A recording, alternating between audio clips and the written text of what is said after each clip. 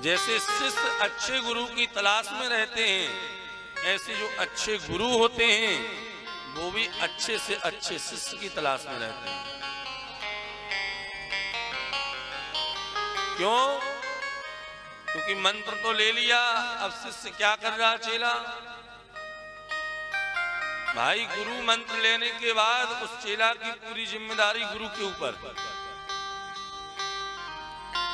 मंत्र देने के बाद मतलब उस शिष्य का कल्याण करना,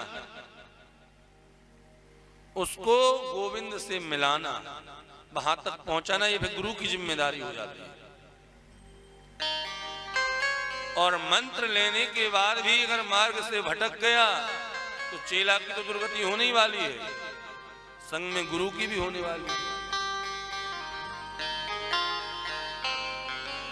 इसलिए कहते हैं पानी पियो छान के, गुरु बनाओ जान के। और चेला भी जान के ही बनाना चाहिए। ये गुरु शिष्य परंपरा बड़ी अद्भुत परंपरा है, छोटी बात नहीं है। आज लोगों ने मान लिया है कि बस मंत्र लेना चाहिए, बस ले लिया, गुरु बना लिया। और गुरु जी ने भी सोच लिया कि बस चेला बनने चाहिए, जितनी ज्यादा संख्या हो जाए चेलों की उतनी ज्यादा दक्षिणा आएगी।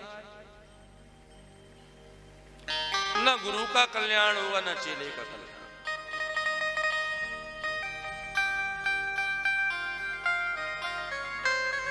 सर्वप्रथम गुरु के मुख से जो मंत्र हमें प्राप्त होता है वो सर्वस्व होता है। पहली बात, गुरु कोई शरीर नहीं है, गुरु एक तत्व है जो ब्रह्म का ही स्वरूप तत्व माना है। लेकिन गुरु से जो मंत्र मिलता परंपरागत, उस मंत्र की महिमा होती है, उस मंत्र के ही चमत्कार होते हैं। क्यों?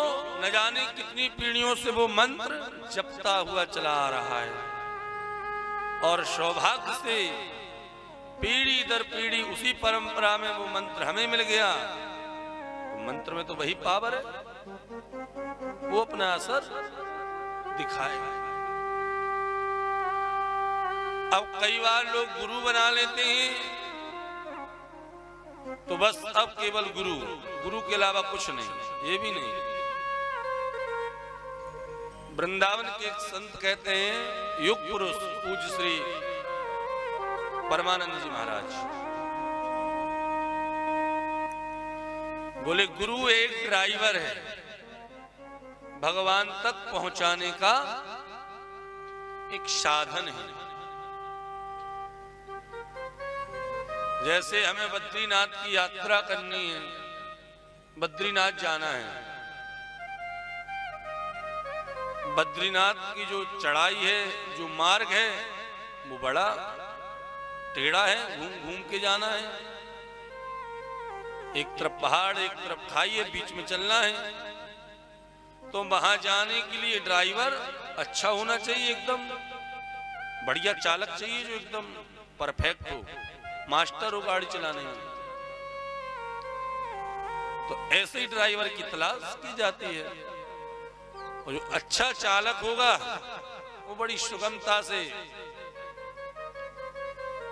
मार्ग से हमें ले जाएगा, बद्रीनाथ पहुंचा देगा। अब बद्रीनाथ पहुंच करके हम उसी ड्राइवर को पकड़ लें कि नहीं भैया हम आपको कहीं नहीं जाने देंगे, क्योंकि आप हमें बद्रीनाथ लेके आए हैं, हम आपके बिना अब नहीं रह सकते, ये तो गलत है। भाई आपका मेन लक्ष्य क्या था, मूल क्या था कि बद्रीनाथ पहुंचना। ऐसे ही इस जीवन का लक्ष्य क्या है, भगवान तक पहुंचना। गुरु है ड्राइवर, वो आपको भगवान तक पहुंचा देगा, वो मंत्र आपको भगवान तक पहुंचा देगा, ना कि एक बस गुरु की चरण सेवा करते रहो। कम से कम 5 कोस दूरी बना के रखो गुरु से।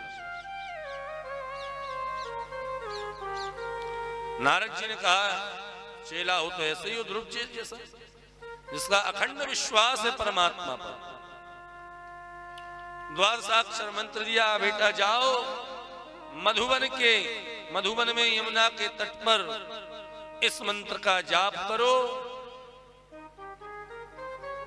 तुम्हें भगवत प्राप्ति अवश्य होगी। और सुखदेव भगवान तो कहते हैं, नारद जी भी भागवत में लिखा है, जपश्च सबर मूंगुह्य श्रूयतां नृपात्मजा यम सप्तरात्रं प्रपठन् पुमान् पश्यति खेचराम्। इस द्वादशाक्षर मंत्र का जो 7 रात्रि पर्यंत अखंड जाप कर ले, उसको भगवत प्राप्ति हो ही जाती है। 7 रात्रि, इतना अद्भुत मंत्र है। 7 रात्रि। श्री ध्रुव जी महाराज मधुबन की ओर चले गए, यमुना के तट पर तपस्या करना प्रारंभ कर दिया। जो मंत्र मिला है उसका जप प्रारंभ कर दिया। देखिए व्रत भी कैसे लेना चाहिए, ये हमें ध्रुव जी बता रहे हैं। तीरत्रांते तीरत्रांत्रे कपित बदराशन आत्मवृत्यानुसारेण मासं नित्येर्चन्हरि। जब हम तपस्या व्रत करना प्रारंभ करें तो कैसे करें? श्री ध्रुव जी महाराज ने व्रत ले लिया कि 3 दिन में 1 दिन फलाहार करेंगे, और फलाहार में भी क्या? कपित बदिरासन। पहले महीने की तपस्या प्रारंभ हो रही है। 3 दिन में 1 दिन ध्रुव जी बद्री फल, वेर और कैथ 3 दिन में 1 दिन खाते हैं और पूरे महीने तपस्या करते हैं। कैथ खाने का तात्पर्य बोले श्री गणेश कर रहे हैं। बोले क्यों? कपित जम्बू फल चारु भक्षणम, गणेश जी का फल है कैथ। और बद्री विशाल वेर, मानो गणेश जी और बद्री विशाल भगवान का ध्यान करके ध्रुव जी महाराज ने पहले महीने की तपस्या प्रारंभ कर दी।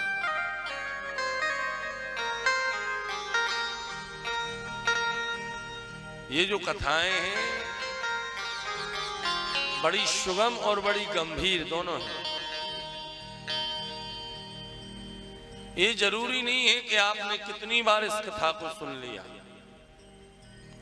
जितनी बार सुनेंगे उतनी बार और रस मिलेगा, नूतन नया नया कुछ प्राप्त होगा। और जो ये कहें कि ये कथा तो हमने सुन ली है, तो मानो अभी उसने कथा सुनी नहीं। संसार में ऐसे कई पदार्थ हैं जिनको खाने के बाद मन भर जाता है कि बस भैया अब नहीं लेंगे। कितने भी आपको प्रिय हों, गुलाब जामुन बहुत पसंद है, 5 खा लेंगे, 10 खा लेंगे, उसके बाद तो कहेंगे बस भैया अब बस करो, अब नहीं। लेकिन भगवान की कथा इतनी मधुर है, जितनी आप इसको पिएंगे उतनी और प्यास बढ़ती जाएगी। और ये जो चरित्र हैं, भागवत का तात्पर्य ही क्या है? भागवत माने भगवान के भक्त, जिसमें भक्तों की कथा हो, वही तो भागवत हो। ध्रुव जी परम भागवत पहले महीने की तपस्या की, 3 दिन में 1 दिन कैथ का फल और बेर खाते, निरंतर जप में। दूसरा महीना लगा, कैथ का फल छोड़ दिया, वेर भी छोड़ दिए, अब क्या? बोले घास खाते हैं। द्वितीयं च तथा माशं षष्ठे षष्ठेर्भक्तिदिने। दूसरे महीने में ध्रुव जी 6 दिन में घास फूस पत्ते खाते हैं। 6 दिन में 1 दिन खा लिया, तपस्या फिर प्रारंभ, फिर 6 दिन में 1 दिन, मानो महीने में 5 दिन। तीसरा महीना लगा, घास फूस भी छोड़ दी। तृतीयं चान्नयन् मासं नवमे हनि। तीसरा महीना तपस्या का प्रारंभ हुआ। 9 दिन में 1 दिन जलपान करते हैं, केवल पानी पी करके रह जाते हैं, वो भी 9 दिन में 1 दिन। चौथे महीने में वो भी छोड़ दिया। चौथा महीना लगा, 12 दिन में 1 दिन केवल जिता वायु भक्षो जिता श्वासो, हवा को पीकर, हवा का पान करके चौथे महीने में 12 दिन में 1 दिन। ये तपस्या करने की विधि है, व्रत लेने का नियम है। कई बार लोग ऐसा नियम ले लेते हैं कि बस नवरात्रि तो केवल दूध पी के रहेंगे। अच्छी बात है, रहनी चाहिए। अब पता चला छठवें दिन हॉस्पिटल पहुंच गए, तो व्रत भी क्रम से सीढ़ी बाई सीढ़ी बढ़ते जाना चाहिए, एक बार में नहीं। जैसे ही 5वां महीना लगा ध्रुव जी का, हवा पीना भी छोड़ दिए। पंचमी मासनु प्राप्तो जितश्वासो नृपात्मजः। एक पैर के अंगूठे पर खड़े होकर के ऐसा प्राणायाम साधा कि सारे ब्रह्मांड की श्वास रुक गई। श्वास पर विजय पाली 5वें महीने में, और ऐसी श्वास पर विजय पाई कि पूरे ब्रह्मांड में श्वास लेना कोई सबका बंद हो गया। देवता घबरा गए, भगवान के पास पहुंचे। हे प्रभु रक्षा करिए, नैवं विधामो भगवन प्राण रोधम। अब तो ऐसा लग रहा है कि हमारे प्राण ही निकल जाएंगे। भगवान ने कहा बिल्कुल चिंता मत करो, मां भैष्ट बालम तपसो दुरत्या। आप लोगों को बिल्कुल चिंता करने की जरूरत नहीं है। एक मेरा नन्हा सा भक्त, मां भैष्ट बालम,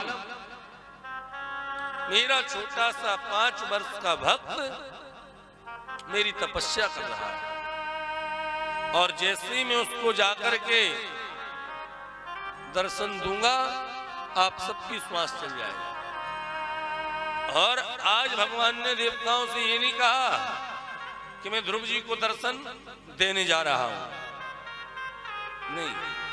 मधुर्वनम भृत्यदिदृक्षया गता। आज मैं मथुरा में अपने परम भक्त ध्रुव जी के दर्शन करने जा रहा हूं। देखिए, मानो भगवान अपने भक्त के लिए कुछ भी करने को तैयार है। ज्ञानियों को कुछ मिलने वाला नहीं है। सुखदेव भगवान कहते हैं, मनस्विनो दान परा यशस्विना मंत्र विदः सुमंगला क्षेमं न विन्दन्ति विना यदर्पणम यस्मै सुभद्रस प्रभ विष्णवे नमः। आप कितने भी बड़े तपस्वी बन जाइए, कितने भी बड़े मंत्र वेत्ता बन जाइए, कितने भी बड़े ज्ञानी बन जाइए, कितने भी बड़े हवनात्मक ज्ञानी बन जाइए, लेकिन जब तक भगवान के प्रति शरणागति नहीं है, तब तक आपका कल्याण हो ही नहीं सकता। कल्याण तो केवल भक्ति ही कर सकती है। और इसी भागवत में एकादश स्कंद में भगवान कहते हैं उद्धव जी से, न तथा में प्रियतमा न आत्मयोनिर्न संकरा न च संकर्षण न स्त्रीर नैवात्मा शा यथा भवान। सबसे प्रिय भगवान को क्या है? तो उद्धव जी से कहते हैं, उद्धव न तथा में प्रियतमा न आत्मयोनिर्न संकरा, मुझे ब्रह्मा जी भी उतने प्यारे नहीं हैं, न आत्मयोनिर्न संकरा, मेरे आत्मज शंकर वो भी मुझे उतने प्यारे नहीं हैं, न च संकर्षण, दाऊ भैया भी प्यारे नहीं हैं, न स्त्रीर, लक्ष्मी भी उतनी प्यारी नहीं है, और अंत में तो गजब कह दिया, नैव आत्मा सा यथा भवान, मुझे अपनी आत्मा भी प्यारी नहीं है जितने प्यारे मुझे उद्धव जैसे भक्त प्रिय लगते हैं। सोचिए, इससे बड़ा कोई दयालु होगा? वो कह रहे मुझे अपनी आत्मा भी इतनी प्रिय नहीं है जितनी प्रिय मुझे अपने भक्त लगते हैं। कंबा दयालु शरणम ब्रजे, कौन अभागा होगा जो ऐसी दयालु कृपालु की भी शरण में नहीं जाएगा?